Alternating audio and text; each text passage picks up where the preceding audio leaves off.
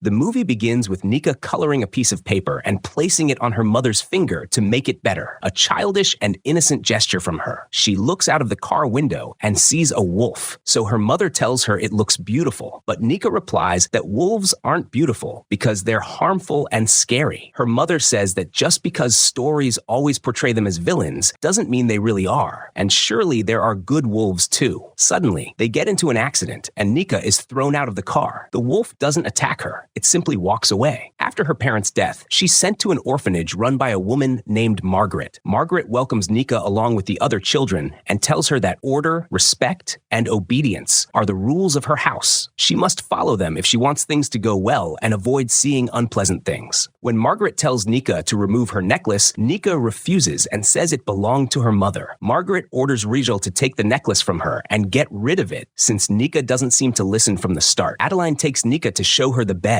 and the place where she'll sleep and tells her that the bed is empty because the girl who used to sleep there was adopted yesterday. Nika asks her why no one has adopted her yet, and Adeline replies that Margaret says she's not pretty and that when parents see her pale face, they think she's sick, so they don't want to adopt her because she looks ugly. Years pass, and Nika grows up in the orphanage, which feels more like a prison to her, until the day a family comes to adopt her. She tells her best friend Adeline, "I promise I'll come visit you," but Adeline answers, "Don't ever come back to this prison again." The man and woman who want to adopt her notice her wrapped fingers and ask if someone hurt her. Margaret tells them Nika loves playing with animals and keeps getting hurt by them. Nothing more. As I taught you here, Nika, order, respect, and obedience. Remember, your stay here is only a trial, and if you're not good and cause trouble, they won't adopt you, and you'll come back to the orphanage.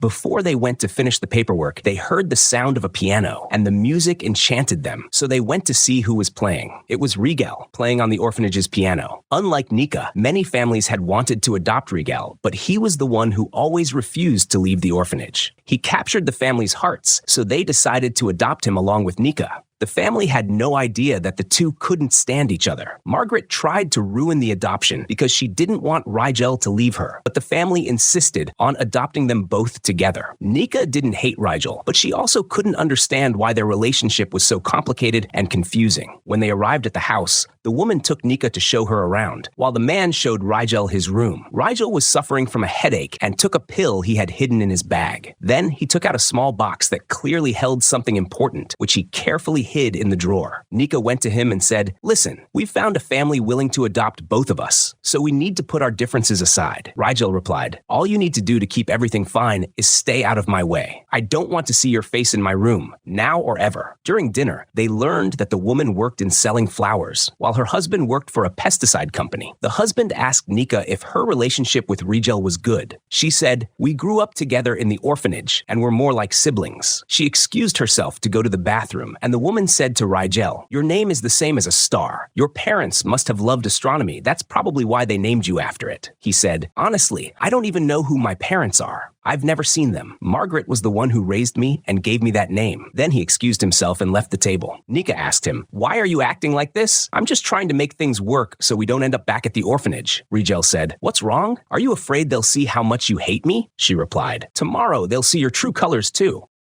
He said, "And what exactly is my truth?" Nika replied, "Someone who takes pleasure in breaking others' hearts and hurting them." She went to sleep and dreamed of a nightmare from her memories in the orphanage, on a night when Rigel was sick. Margaret had told them all to go back to their beds, but when they did, they saw how much she cared for him, letting him sleep alone in comfort. The next morning, their adoptive father drove them to their new school. As soon as they arrived, Rigel grabbed her before she got out of the car and said, "I'm not going to suffer with you from day one." Rigel was the handsome guy who caught every girl's eye on his first day. As for Nika, she was greeted by Billy, who welcomed her with a funny prank, saying, "I've got pictures of all the students, especially Phillips, my crush, and Miki, my best friend. I've never taken a picture of her because she hates being photographed." When she tried to introduce Nika to Miki, the latter completely ignored her and walked away. While the teacher was praising Nika's school record and telling her she was great at science, they suddenly heard a commotion outside. When they went out, they found Rigel beating beating Phillips badly, and Miki was thrilled about it. That night, Nika saw Rigel in the kitchen holding ice against his head because of his headache. When she tried to help him, he said, "Don't you dare come near me again, or you'll only see the worst of me." The next morning, her adoptive mother told her, "Take these clothes to Rigel's room, and keep in mind that after school, we'll go buy you some new ones." When Nika entered Rigel's room, she saw the box of medicine he was taking and was about to open the drawer when he walked in. He said, "Didn't I tell you not to come into my room again?" Nika replied,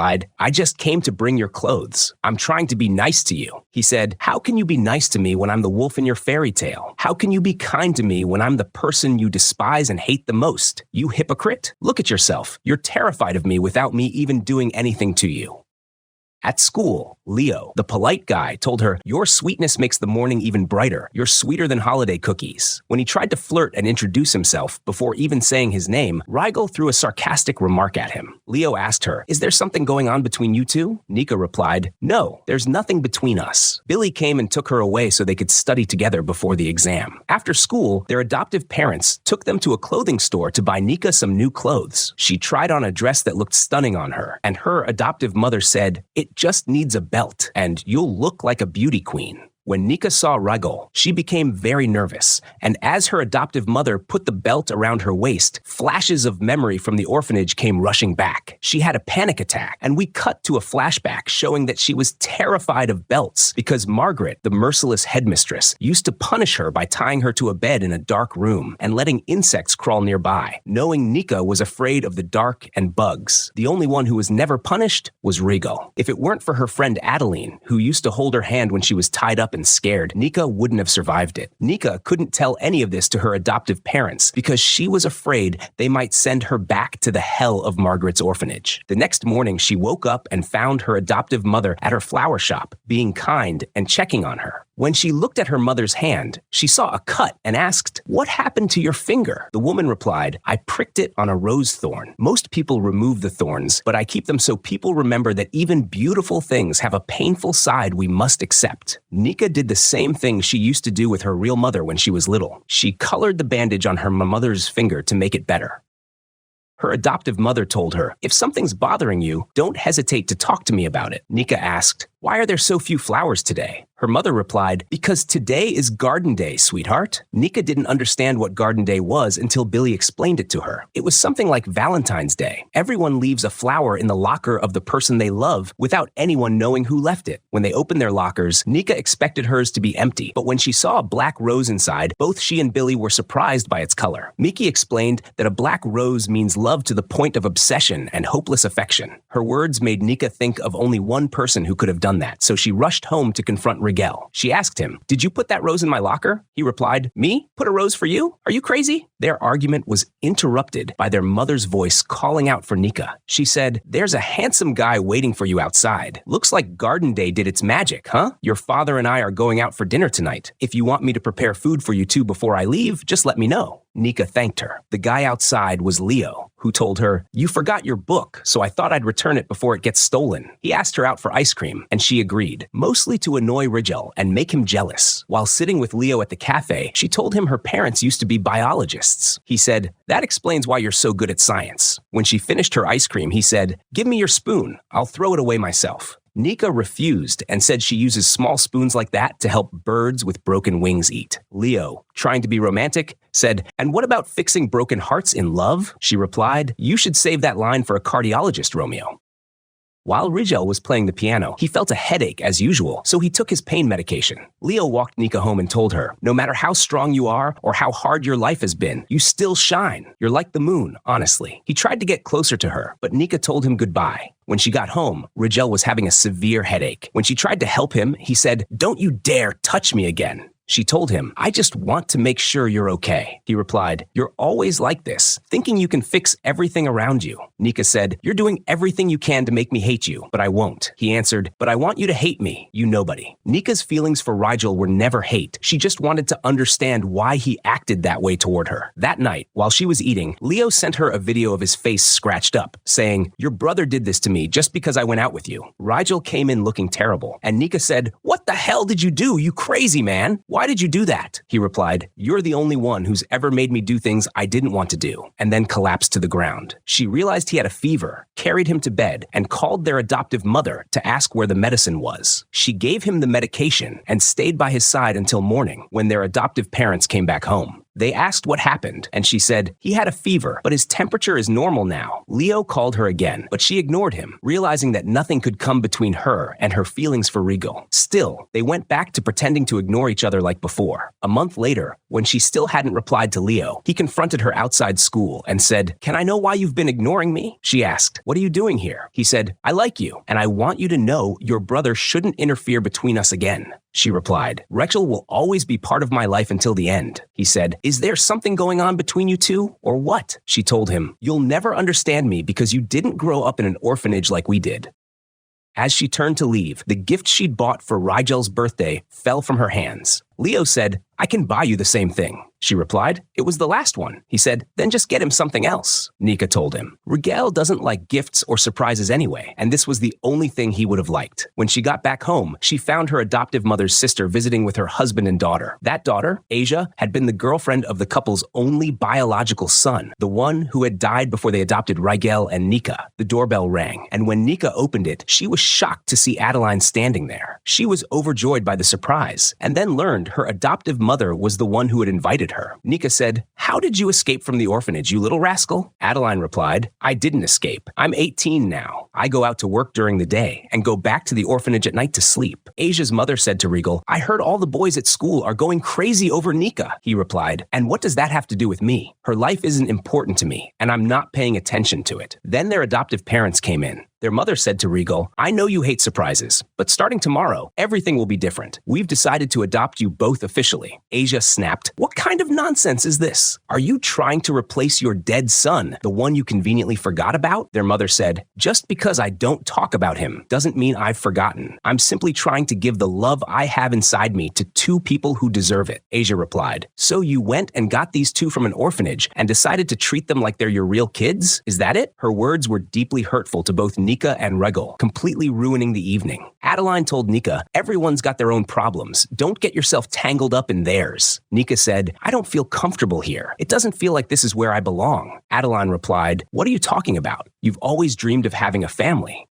Nika said, "They don't know anything about who we really are, and I'm scared they'll see me as weak, broken, and useless." Adeline replied, "You're not like that, and you have to free yourself from the memories of that orphanage and everything that happened there." Nika said, "That's impossible." Adeline told her, "Since Rigel left, Margaret has been locking herself in her room all the time. We can hear her screaming often. Everyone who suffered in that place wants to file a case against her, and they want you with them." When Nika refused, Adeline said, "You have to join us. You're the one who suffered the most. You saw the worst side of her." Later, we see Adeline talking to Rigel, asking him, "Why didn't you tell her you came here just to be with her?" He said, "She's always dreamed of having a family. I'm not going to take that away from her." Adeline told him, "You need to tell her that you were the one holding her hand when Margaret used to punish her, not me." He replied, "A wolf can't be the one holding the little girl's hand and protecting her, Adeline." On a rainy night, Leo came to see Nika again and tried to get close to her, confessing that he liked her, but she pushed him away. When she got back to Rigel, he told her to leave and stay away from him completely. She said, "But I want to be with you." He told her, "You and we're both broken from what we've been through. There's no chance we can ever live a normal life. You have to understand there are things that can never be fixed, Nika." She replied, "Maybe fate broke us into 1,000 pieces so we could come back together again, Rigel." He said, "You deserve this family. You deserve a normal boyfriend, friends, and a new life far away from all the pain." She told him, "But I want you, and I'm happy you're here." He replied, "My presence in your life will only hurt you more than you're already hurt." The next day, Nika told her adoptive mother she was going to study with her friends and then attend the school dance afterward. Her mother asked, "Isn't Rigel going to that party too?" Nika replied, "We're not talking, and I don't know if he's going or not." Nika left with her friend, and Regal told their adoptive mother that he needed to talk to her. We then see him leaving the small box he had hidden in his drawer on top of the nightstand before walking out of the house with his bag. At the school dance, Leo cornered Nika and tried to force himself on her. Luckily, Rigel had gone to the party and asked her friend where she was. The friend told him she and Leo just went that way. Rigel found them, saved Nika from Leo, and beat him up badly, then made sure she was okay, with all the decency and honor in the world. On their way back from the party, Leo showed up in his car and shouted, "I'll expose your relationship to everyone at school. I'll tell them you're siblings, but doing things you shouldn't, and that you're in love with each other." He started chasing them with his car, and Rigel had no choice but to grab Nika and jump off the bridge. Nika woke up in the hospital and learned from Adeline that she'd been in a serious accident. Nika asked her, "Rigel was the one holding my hand when Margaret used to punish me, wasn't he?" Adeline said, "Yes, but he didn't want me to tell you the truth about how he felt about you." When her adoptive parents entered the room, Nika asked, "Where's Rigel? I have to see him." Her mother told her, "You need to rest now. You'll see him later." When the doctor came in, he said that Rigel had saved her life and taken the full impact of the fall himself, which was why he was in a coma. He also revealed that Rigel had a brain tumor, which had been the cause of his constant headaches and fatigue since childhood. The doctor added that he was shocked no one had ever noticed or treated his illness earlier. When Nika said she wanted to see him, they told her that Margaret was forbidding anyone from visiting or getting near his room. Nika asked, "What does Margaret have to do with this?" Her adoptive mother replied, "Rigel refused the adoption and went back to the orphanage. Margaret's responsible for him now. Before leaving the house, he'd left her that small box. When Nika opened it, she found her mother's necklace inside. Later, Adeline pushed her wheelchair toward Rigel's room so she could see him, but Margaret stopped her, saying, "I knew from the first day I saw you that you'd destroy him." Nika said, "I just want to see him." Margaret replied, "He's gone, sweetheart. You won't see him now or ever." Days passed, and the day of the trial came, the one the children from the orphanage had filed against Margaret.